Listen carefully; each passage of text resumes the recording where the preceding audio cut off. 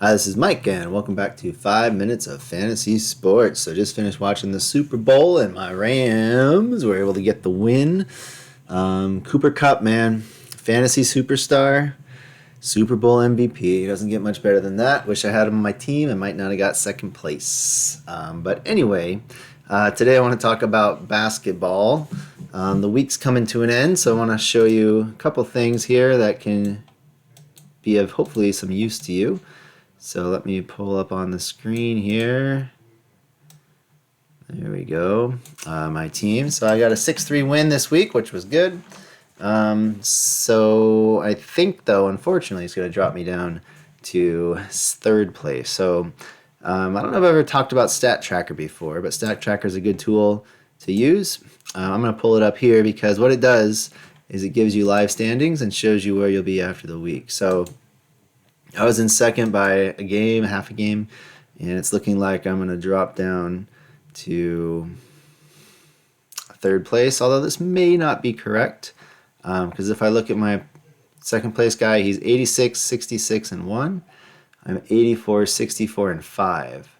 And so those ties count as a half a win, so that might put me up to 86, 66, 64 and 1. So that might be enough to keep me in second. I don't know if Stat Tracker can account for these ties or not, but either way, I'm either going to be in second place or third place. So one of the things I was trying to do, excuse me, too much pizza during the Super Bowl. One of the things I was trying to do with my team is hold on to some injured guys that I think will be useful for the playoff push. But unfortunately, it looks like I'm going to need to I might not have the buy, so I'm going to need to have some teams that are useful. So what I did is I took my own advice from yesterday, and I added Cameron Thomas to my team, and I dropped Victor Oladipo.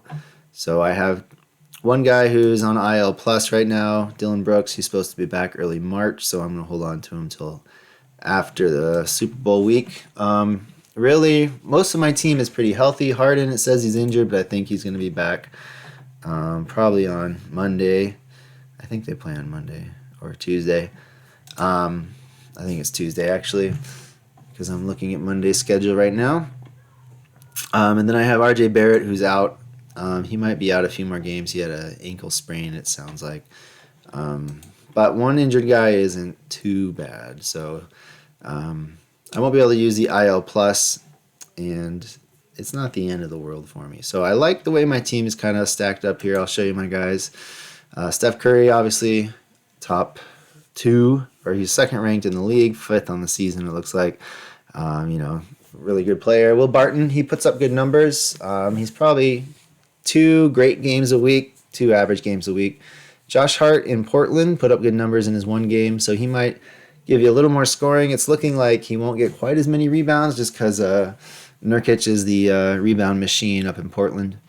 But he's still going to put up good, hopefully, stats for everything else. RJ Barrett, he'll have a game where he looks amazing. He'll have a game where he can't hit a basket at all. Marcus Morris Sr., I think, is going to do a little bit more now that Norman Powell broke his foot on the Clippers. That was a bummer for the Clippers, man. Can't catch a break. Those Clippers fans. I picked up Devin Vassell. He's a great ad if he's available in your league. He's been going off the waiver wire pretty quickly. If you look at the rankings, he's a top 50 player. Last week, he's a top 30 player, which is rare to find off the waiver wire. Claxton is probably the guy that I would cut if I have to cut someone. If you look at his stats, he's had one amazing game. I think that was the game where James Harden didn't want to play basketball, so he just threw it to Claxton. But to say, to discount what he did is not fair. He had a great game, actually. But most of his games, he's not put up great numbers. And also, Andre Drummond is now on Brooklyn. So if Andre Drummond's available in your league, I think I mentioned him before, pick him up. I was able to get Steven Adams off of waivers.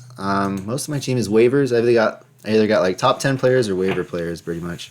But anyway, Steven Adams, he's been great the last 2 weeks, really, as far as rebounds, big man stats. He's never going to get you huge amounts of scoring. And then Kevin Porter Jr., someone that's been turning it up lately. I don't think he's very readily available. Yeah, he's 81% rostered, but this guy's been hitting threes like nobody's business, putting up at least 6, 7 assists. He's ranked 242 on the season. He hasn't played a lot. He had a big stretch where he missed quite a few games. But the games he's played, if you look at him, at least 15 or so points, sometimes in the 20s and 30s. Always getting you at least 7, 8 assists, a steal, a block. His big knock is his shooting percentage and his free throws. He's not great on the counting stats, and then also he gets a lot of turnovers. But if you're someone who's kind of punting turnovers like I am, not a big deal. And then Cameron Thomas, I talked about him. He should get a lot of opportunities moving forward. Anthony Towns, he's been solid forever. I'm glad I have him on my team. I had to give up a lot to get him, but I'm happy with that. Anthony Davis, also a guy who can put up, top 5 numbers. And then James Harden, I think, hopefully, he's probably going to lose those 10 pounds he gained, and then he's going to be putting up some monster numbers in Philadelphia. At least that's what I hope, at least. So I like my team moving forward. It'd be great if Dylan Brooks can come back. If he comes back healthy like he was, he's still ranked on average 89 on the season. So it's hard to find a guy who's that good. So I'm happy with the fact that I dropped Oladipo. He might make a difference somewhere on someone's team this year, but he might not also. So it's worth it for me to get someone who's solid and just really puts up good numbers. So that's my team. I would suggest trying to add any of those guys. Most of those guys, except for, the top 10 players, at one time or another, I was able to get off of waivers. The only ones that I've drafted, I drafted Steph Curry and I drafted James Harden. And other than that, I picked everyone else off of waivers one time or another. So that was pretty much my strategy. I made some big trades for Towns and Davis, and I'm really rolling the dice with those 4. Basically, my strategy is if those 4 players, they put up the stats that are comparable to 8 guys, right? So if they are able to put up stats for 8 players and you also have another 8 players going, you're really getting 16 games instead of 10. So I hope I did that math right. It might be 14 games instead of 10. But either way, you're getting good performance out of these studs, and then you just hopefully find a squad that can kind of help them along the way. So anyway, that's all from me. Hope it was helpful, and I'll see everyone tomorrow.